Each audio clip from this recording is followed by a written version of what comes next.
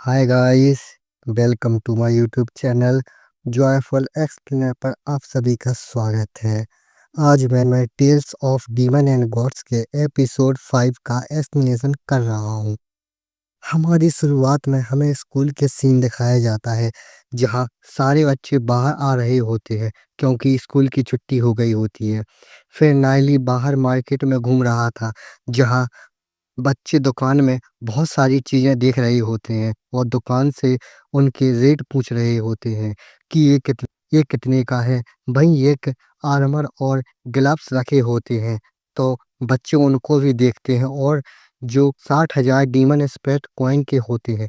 तभी एक बच्चा दुकानदार से कहता है, ये तो बहुत महंगा है। तो दुकानदार भी गुस्से में कहता है कि यह एक ब्रॉन्ज रैंक का आर्मर है जिस पे स्नो विंड बर्ड का पैटर्न लगा है और कहता है इसमें स्नो विंड बैंसी के ब्लड से ड्राइंग बनाई गई है जो अपने प्राइम में थी। और तुम्हें तो पता है कि स्नो विंड बैंसी को पकड़ना कितना मुश्किल है और उसके ब्लड से बनाए आर्मर में बहुत सारे अटैक मिलते हैं। और वह दुकानदार कहता है चिल्ला के सभी से, ये आर्मर जो स्नो विंड टाइप फाइटर है और डीमन स्पिरिचुअलिस्ट है, ये आर्मर उन्हीं के लिए बना है, उन पे सूट कर। तो लू पियाओ उसको देखता है और उसकी दुकान पे बहुत भीड़ होती है। तो लू पियाओ सोचता है इस ब्रॉन्ज रैंक आर्मर का अकेले ही इतना महंगा है, 60,000 डीमन स्पिरिट कॉइन का। तो सिल्वर और गोल्ड रैंक तो इनसे भी महंगे होंगे और सोचता है मेरी महीने की अलाउंस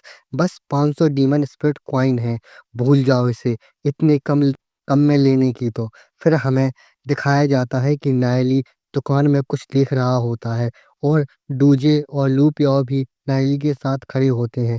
फिर लू पियाओ कहता है, नायली तुम क्या ढूंढ रहे हो इधर उधर।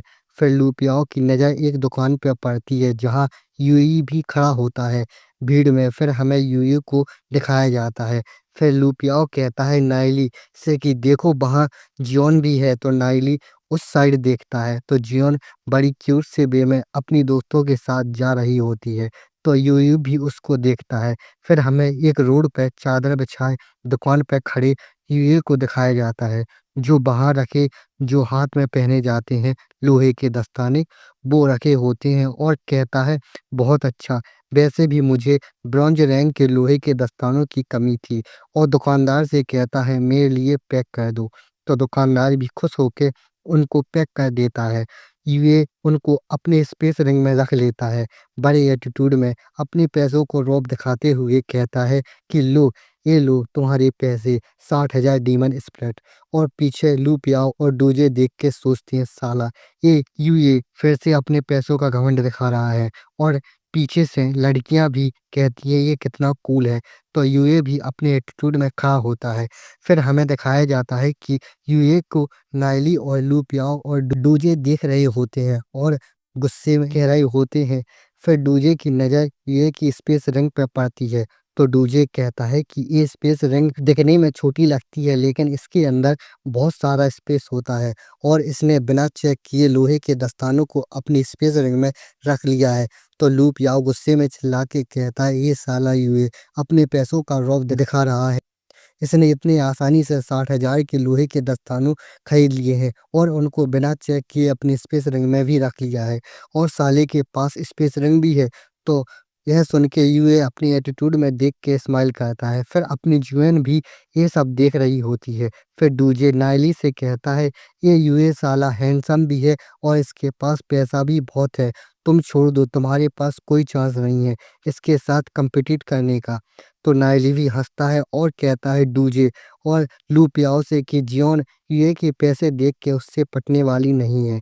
फिर नाइली निंगर और जियोन के बारे में सोचता है और कहता है कि मैं जानता हूँ कि जियोन को अभी सबसे ज़्यादा क्या चाहिए।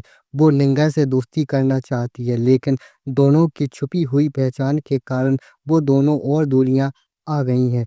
तो लू पियाओ कहता है तो ये अच्छा है कि जॉन पैसे पे नहीं मरती है, आखिर जॉन का फैमिली बैकग्राउंड है क्या।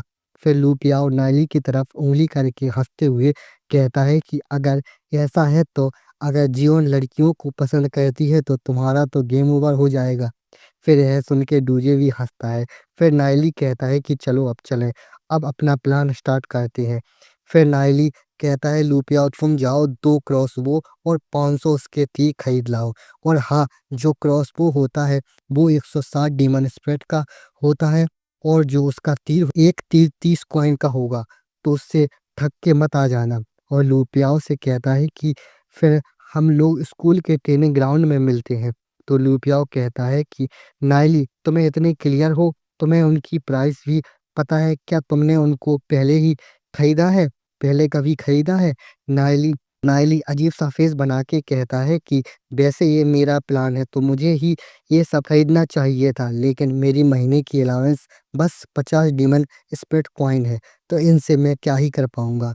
और डूजे से कहता है कि हम लोग ब्लैक पूल ग्रास खरीदेंगे। तो डूजे कहता है ठीक है। फिर नाइली एक दुकान से ब्लैक पूल ग्रास खरीद लेता है और नाइली ने उसके साथ कुछ लिक्विड भी खरीदा है। फिर नाइली डूजे ग्रास को लेके जा रहे होते हैं, तो नाइली कहता है और कुछ ढूंढना है, वो शायद स्मॉल हिल्स पे मिलेगा। फिर एक और ग्रास तोड़ता है और कहता है मुझे जोसिया ग्रास भी मिल गई है। फिर डूजे कहता है कि ब्लैक पूल ग्रास और जोसिया ग्रास और लोअर फ्यूजन पोषण को तुम इन को लेके क्या करना चाहती हो?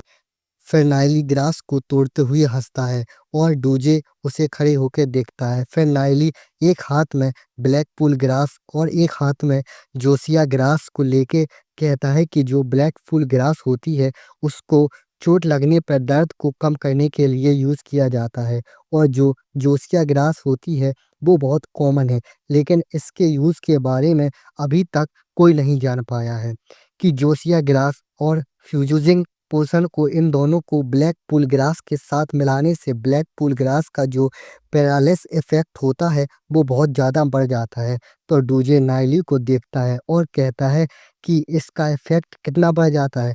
फिर नाइली कहता है जो नॉर्मल डीमन बीस्ट होते हैं उन पे इसका कोई इफेक्ट नहीं होता है, एक लो ग्रेड के पैरालिस पोषण से भी बेकार होता है। फिर वह जोसिया ग्रास को दिखा के कहता है कि तुम्हें पता है कि जो हॉर्न सीप होता है वो जोसिया ग्रास को क्यों नहीं खाता है? तो डूजे कहता है हॉर्न सीप। फिर नाइली कहता है चलो चलें। फिर डूजे कहता है नाइली क्या तुम एक एल्केमिस्ट तो नहीं थे? फिर नाइली एक जगह बड़े से बर्तन में सबको मिक्स करके पोषण बना रहा होता है और सोचता है कि मेरी पिछली लाइफ में मुझे बस कुछ जानकारी पता थी और जो ग्लोरी सिटी के एल्केमिस्ट हैं वो बहुत बेकार हैं, उन्हें कुछ पता ही नहीं है अभी।